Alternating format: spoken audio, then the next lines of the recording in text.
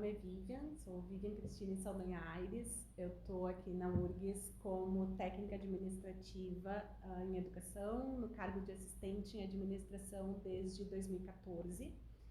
Comecei no campus do centro, na GERT, depois vim para o campus do Vale em 2016, passei um período no IFCH e agora, em 2023, comecei no Instituto de Química. Por isso que agora, aos poucos, começo a conhecer a comunidade da Química um pouco mais de perto, porque a gente estava próximo no mesmo campus, mas em prédios diferentes e atendendo públicos diferentes, então não se conhecia tanto aqui no Instituto de Química ainda, né? Então sou recém-chegada aqui nessa comunidade, né? E tem sido uma experiência bastante interessante estar compartilhando esses espaços aqui com vocês. Aqui na universidade tenho essa vivência como técnica desde 2014, mas como aluna eu faço parte da comunidade da URGS desde 2007. Foi quando eu ingressei aqui na universidade como estudante do curso de letras, né? Comecei o curso de letras aqui de licenciatura em português e espanhol em 2007. Então foi a minha primeira experiência aqui na universidade e naquela época eu nem imaginava que um dia eu fosse retornar anos depois como servidora, né? Fiz a mesma trajetória de vocês, fui estudante, fiz bolsas, né? Várias bolsas administrativas e aí nas andanças da vida depois acabei retornando depois de algumas experiências fora da universidade como servidora, né?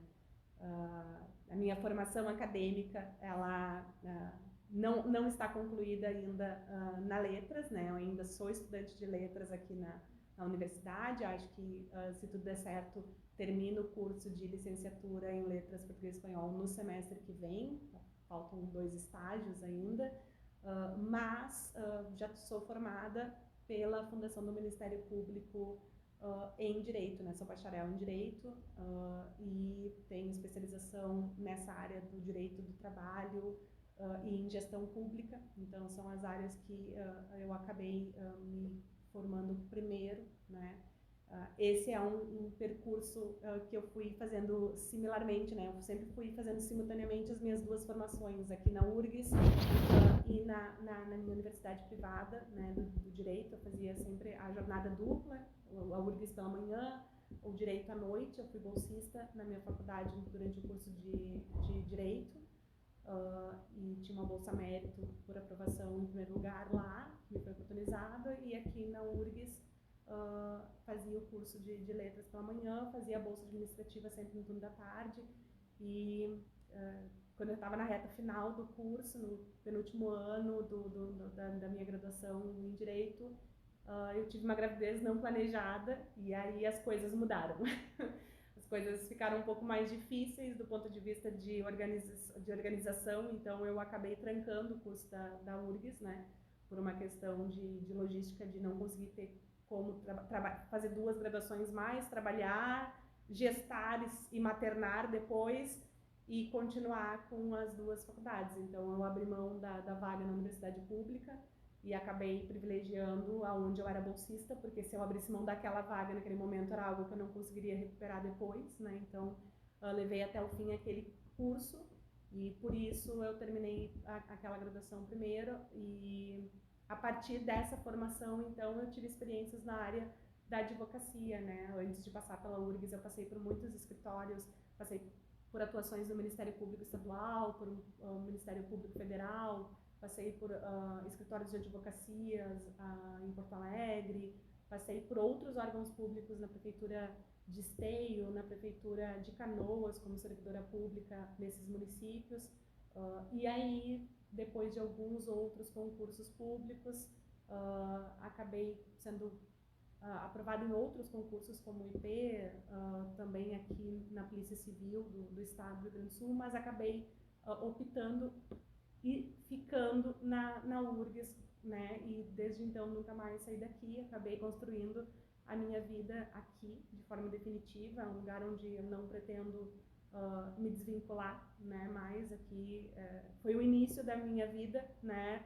Estudantil, foi o início da minha vida como família, né? Meu filho, ele foi concebido, gestado, ele é fruto da minha vivência dentro dessa universidade E é essa universidade que também até hoje alimenta e sustenta toda a vida e a formação dele. Então, a URGS é como se fosse a minha casa em todos os sentidos, né? Não só academicamente, mas para muito mais do que isso, né?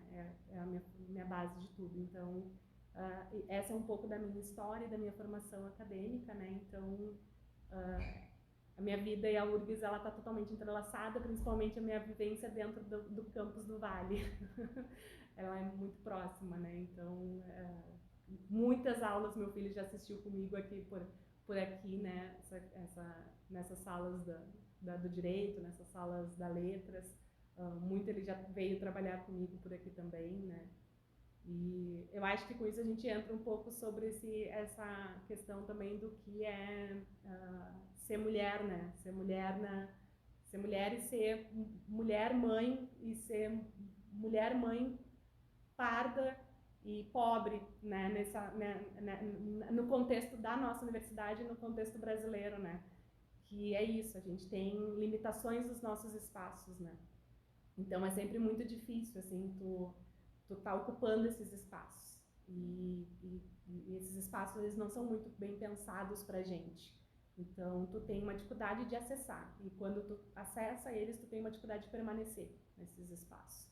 Então, a gente tem que estar sempre driblando essas barreiras, driblando essas fronteiras, tu tem que estar se esquivando dos olhares, tu tem que estar de mal e cuia, cavando os espaços, ocupando e trazendo a tua casa e fazendo tua casa esses espaços que não deveriam ser tua casa muitas vezes, mas é a maneira como tu tem para permanecer ali. Então tu tem que vir com teu filho, tu tem que vir com a tua alimentação, porque tu não tem outra maneira de que não seja essa, né? Para te assistir a aula, tu tem que muitas vezes vir com teu filho, para te assistir a aula, tu tem que vir com toda a tua casa, tu tem que vir para passar o dia, então tu tem que vir com a tua alimentação, tu tem que vir com a alimentação do teu filho, tu tem que vir com roupa para todas as temperaturas que a nossa cidade, ao longo do dia, tem essas mudanças, e tu tem que vir preparada para tudo, né? Então, isso foi um pouco complicado para mim, assim, né, durante muito tempo.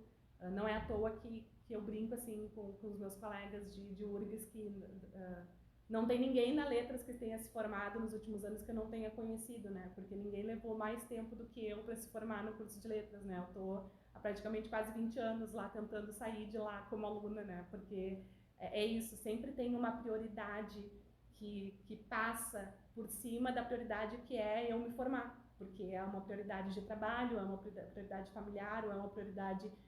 não é que seja mais importante do que a minha formação, né?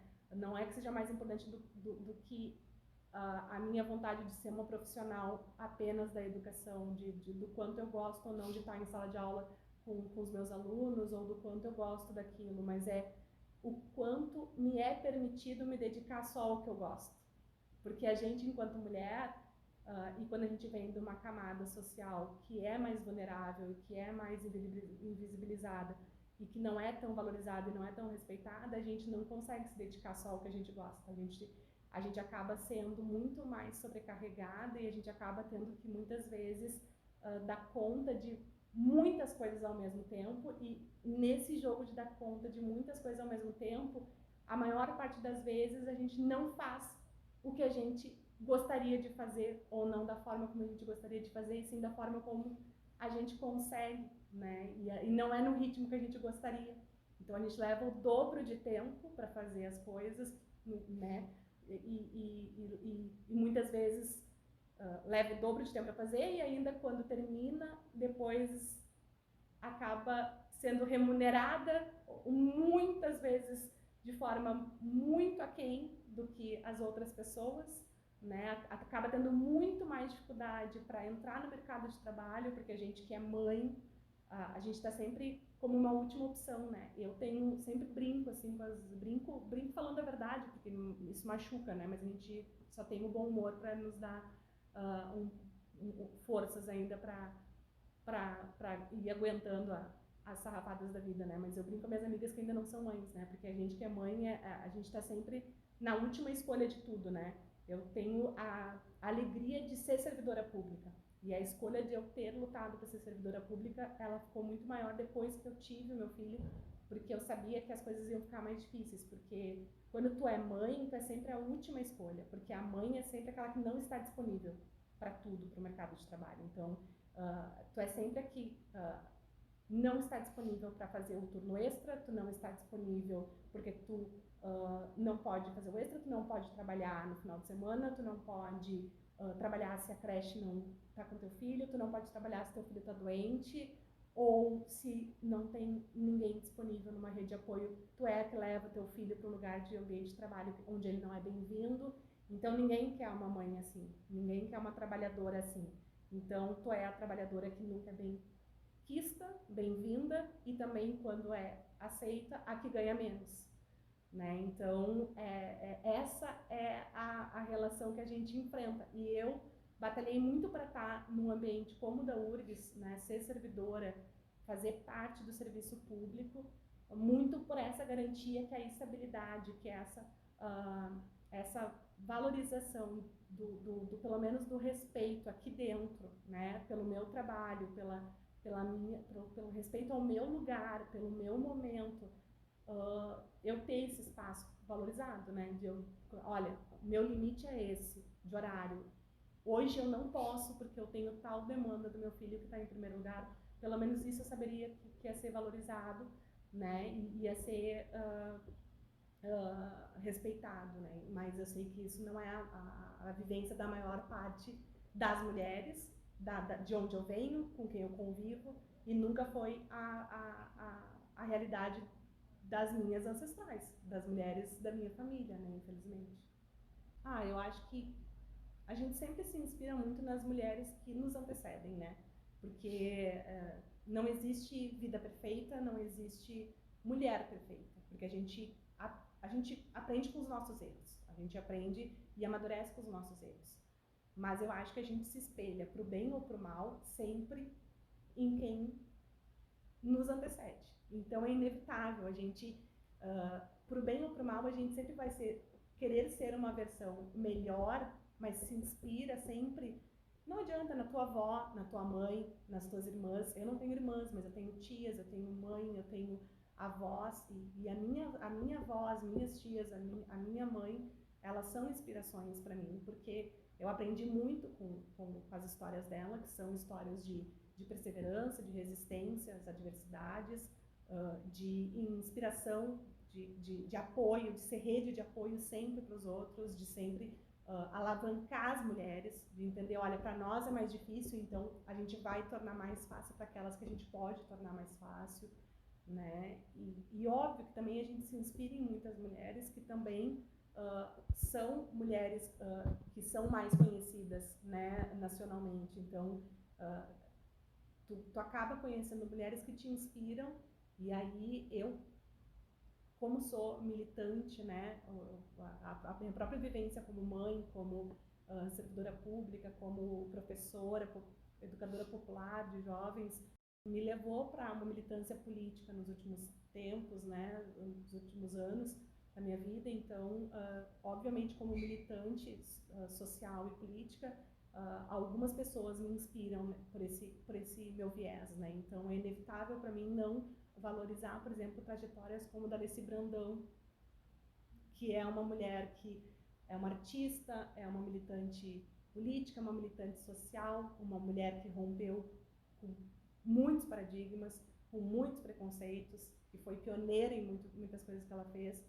É impossível não referendar uma mulher como eu, que gosta da literatura, que valoriza a literatura, não valorizar uma mulher como a Conceição Evaristo e não se inspirar nas palavras dela, na trajetória dela, né? Não falar, não se inspirar um pouco na Elza Soares, né? Que para mim é uma das divas que a gente tem enquanto mulher também, que rompeu com todo o ciclo de violência, né?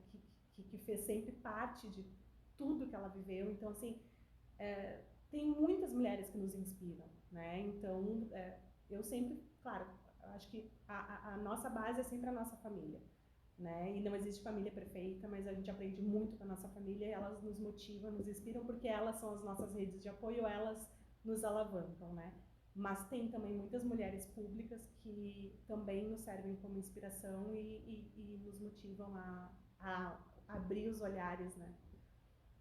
Na URGS eu não senti tanta dificuldade, sendo bem sincera, porque, e aí, né, por que eu não senti tanta dificuldade? Porque eu acho que na URGS a gente ainda caminha para essa discussão.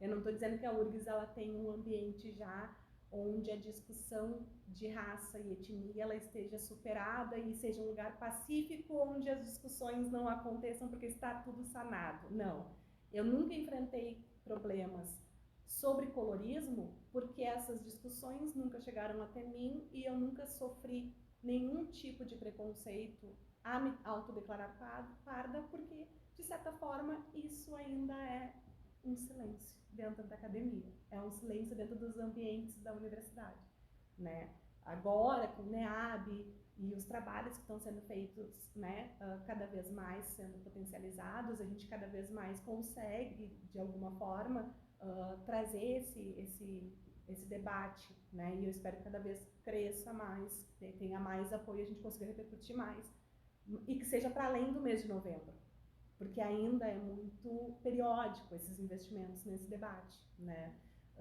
E ainda é muito, eu vejo que é muito ainda voltado para uma temática no mês de novembro e para alguns cursos. A gente não vê isso ainda como uma política da universidade como um todo. E eu acho que é por isso que a gente não sente, eu não posso dizer que eu senti a questão da minha autodeclaração me afetar de alguma forma dentro da universidade. Mas eu já senti a dificuldade de me autodeclarar parda e ser parda na sociedade como um todo. Por quê? Porque é isso, tu falou, né? É polêmico ser pardo no Brasil, é polêmico ser pardo no Brasil. E é muito complicado, porque assim, se tu pegar hoje os dados estatísticos, mais da metade da população brasileira, ela é parda. Parda ou negra. Mas assim, dentro do percentual do IBGE de pardos e negros, a população parda é maior do que a negra no Brasil. Então os pardos são maioria no Brasil. Mas o pardo ele tem um não lugar. Porque o pardo ele passou por esse processo, que é um processo doloroso de embranquecimento. Que é isso, nós somos o resultado dessa política de embranquecimento. E que a gente sabe, que a gente reconhece que é um processo doloroso e que tem marcas, nós somos a marca dolorosa desse processo de embranquecimento.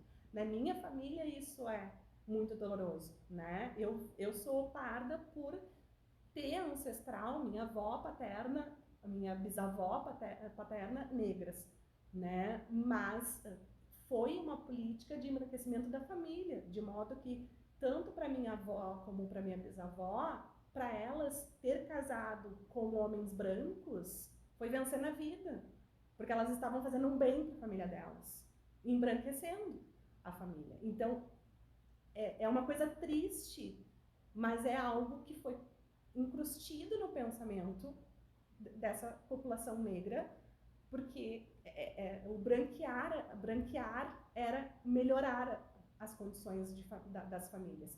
Então o pardo ele vem dessa miscigenação forçada e muito dolorosa. Então o não lugar do pardo ele é muito complicado, porque a gente não tem espaço. Por quê? Porque a gente é branco demais para ter voz no movimento preto, e a gente é preto demais para ser aceito pelos brancos. Então a gente não tem voz em lugar nenhum. E a gente não se entende como branco. A nossa raiz, a nossa cultura, a gente entende o movimento que nos origina. E a gente não gostaria nem de ser aceito pela comunidade branca e nem de fazer parte disso, porque a gente sabe muito bem que não pertence àquele lugar. Mas mesmo que quisesse se encaixar lá, não é lá que a gente seria aceito, porque a nossa cor não é bem quista lá, não é aceita lá. Nós somos escuros demais para estar lá. Mas quando muitas vezes a gente quer fazer parte, dar voz às lutas antirracistas, ao combate ao racismo de forma mais efetiva, também a gente passa muitas vezes, e daí muitas vezes porque a gente sabe que não é todo mundo, e ainda bem que não é todo mundo, mas tem muitos lugares onde a gente também não é bem recebido. Por quê? Porque para muitos negros, muitos movimentos mais radicais, a gente é branco demais para falar por um preto. Por quê? Porque nós, pardos, justamente porque passamos por essa... somos o produto desse resultado de miscigenação, é óbvio que o nosso tom de pele mais claro, os nossos traços mais miscigenados, eles não trazem pra gente a mesma dor, o mesmo olhar, a mesma perseguição, o mesmo preconceito que muitas vezes para alguém mais retinto, que alguém que tem o cabelo menos liso do que o meu. A gente reconhece isso. E é óbvio que isso é muito mais pesado, é muito mais difícil. Mas não quer dizer que as marcas também não estão. A gente, como pardo, também tem as marcas do preconceito. E o que é um processo complicado é esse não lugar, porque a gente fica num não lugar de não pertencer a nada. E quando eu digo isso, eu digo com muita segurança, porque eu já participei de um movimento de educação popular que era voltado ao atendimento de público preto, né, prioritariamente preto, né, e de baixa renda, e chegou um dado momento que queriam só professores de raça, etnia parda ou preta, e não me entendiam como parda, queriam professores mais pretos. E daí, vez ou outra, quando tinha umas reuniões de grupo, sempre se tocava mas porque tem muitos professores brancos e não tem professores voluntários pretos o suficiente. Tem que dar uma oxigenada, tem que sair, esses brancos têm que sair para que outros pretos venham. E era uma coisa tão assim que chegou uma hora que eu não aguentei mais a pressão e eu tive que sair daquele lugar, porque bom, eu não estou bem-vinda aqui, porque eu não sou tão preta para estar aqui nesse lugar que teoricamente era para eu estar sendo bem-vinda.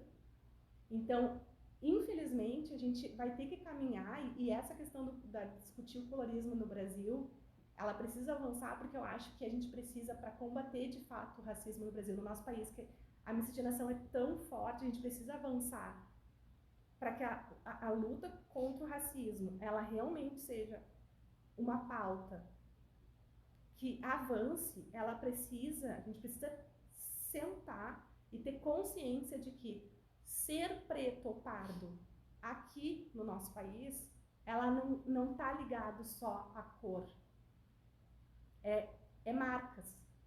Ela está ligada à consciência política, à consciência de formação da nossa raça no país. A nossa ancestralidade, aos nossos processos de formação de povo, para muito mais além do que a nossa tonalidade de pele em si e os nossos traços. Porque se a gente começar a continuar nessa discussão de só fenotipo e só cor de pele, a gente vai ter sempre um grupo muito pequeno de pretos com pele mais escura, tendo voz e força menor do que se a gente juntasse todo mundo. E aí sim nós somos mais da metade da população tendo voz coletiva numa luta que interessa a todos nós, que é lutar contra esse preconceito a todos nós, pretos e pardos, e é sim que lutar para que os nossos direitos e os nossos espaços de participar da vida social, política, sejam garantidos a nós, né? Então eu acho que a gente precisa avançar nisso, assim. Eu já senti, não na URGS, mas em outros espaços, inclusive os educacionais, essa distinção de cor e o meu não espaço. Eu acho que falta discutir mais sobre, porque realmente o Brasil, ele não é só pessoas pretas e brancas. O Brasil, eu acho que é um dos países que mais tem mistura no mundo. São muita mistura. Então, eu acho que falta discutir sobre isso. Então, tanto para pessoas pardas como outras etnias, discutir o que é o Brasil e o que ele tem.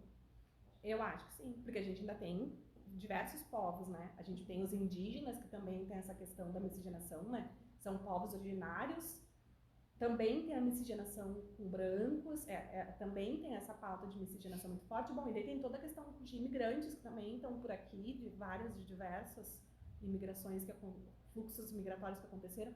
Então, sim, tem muitas culturas, muitas raças, muitas miscigenações que aconteceram. É um país com uma base muito misturada.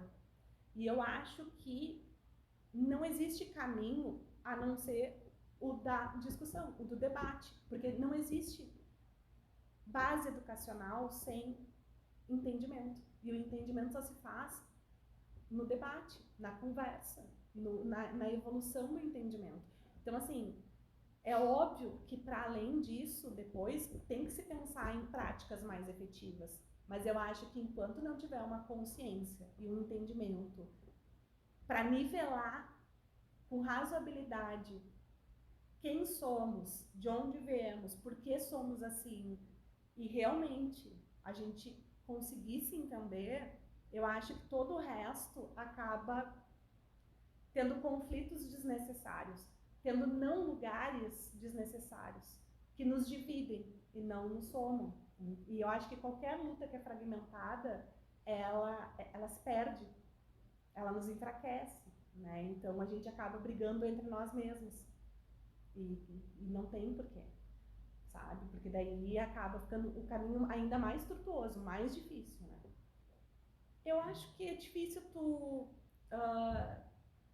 nivelar a tua força como algo que sirva para todo mundo, né? Eu tenho dificuldade em dizer assim, façam como eu faço, porque eu acho que cada um é cada um, né? E para mim, nos meus piores momentos eu sempre penso, não dá para mim fraquejar, porque tem muita gente que depende de mim. Então eu sempre penso assim, eu não posso fraquejar, eu tenho que respirar fundo, eu tenho que seguir, porque tem gente dependendo de mim.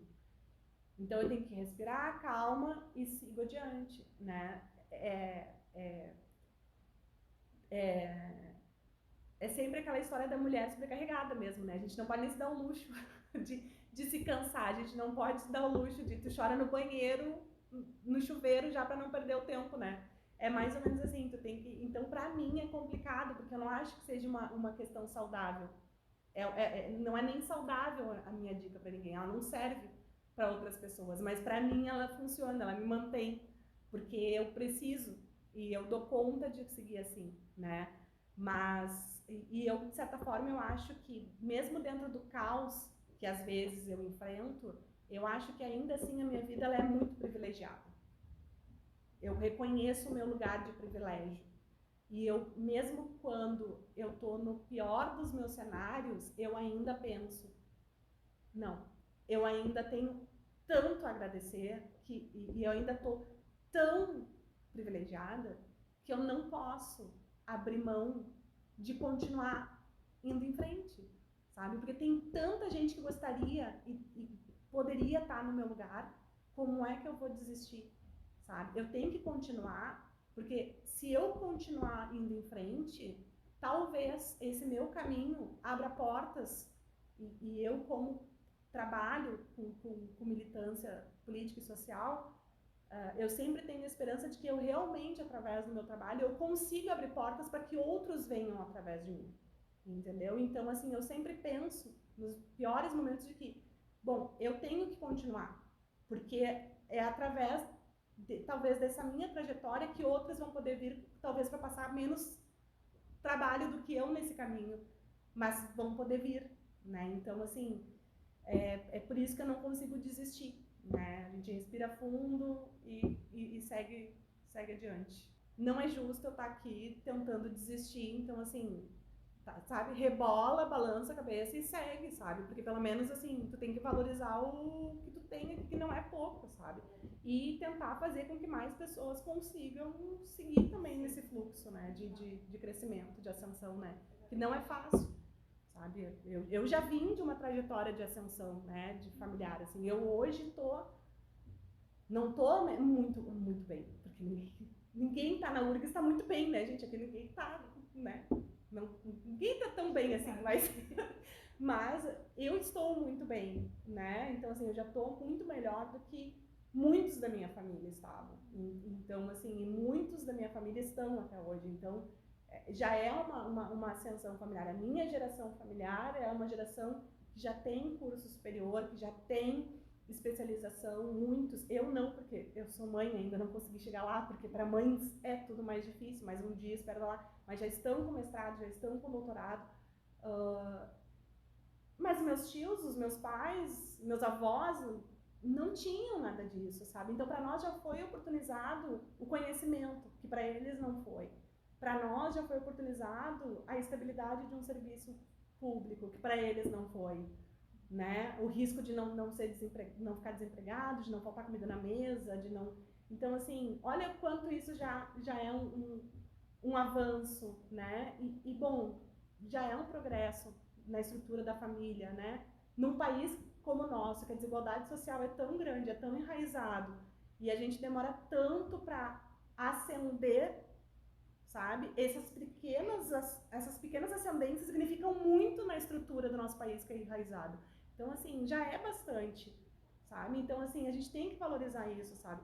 Então, assim, como é que vai estar as outras gerações da minha família daqui pra frente, sabe? Então, como é que eu vou desistir? Já é muito, então eu tenho que olhar isso e valorizar, sabe? E pensar, bom, se a minha família conseguiu isso, bom, talvez eu sou professora, eu dou aula para tanta gente como educadora popular, para jovens de periferia e tal, eu já coloquei tantos alunos dentro da URGS que nem pensavam em estar dentro da URGS porque não tinham como estar pagando cursinhos e coisas na vida, e muitos já estão formados e agora trabalhando e tal. Bom, eles não acreditavam neles, os professores acreditaram, professores como eu acreditavam.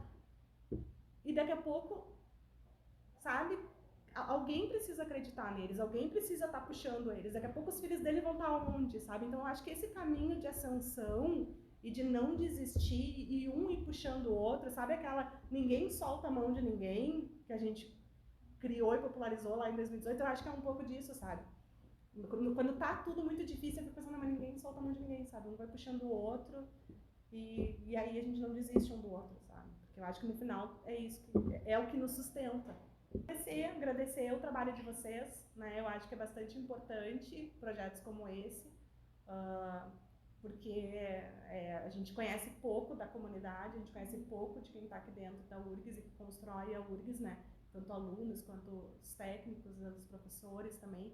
Então, em datas como essas, que eu espero que não fiquem só em datas como essas, mas ter projetos como esses, onde a gente possa também pensar um pouco sobre essas questões e popularizar um pouco esses debates entre a gente, me deixa muito feliz.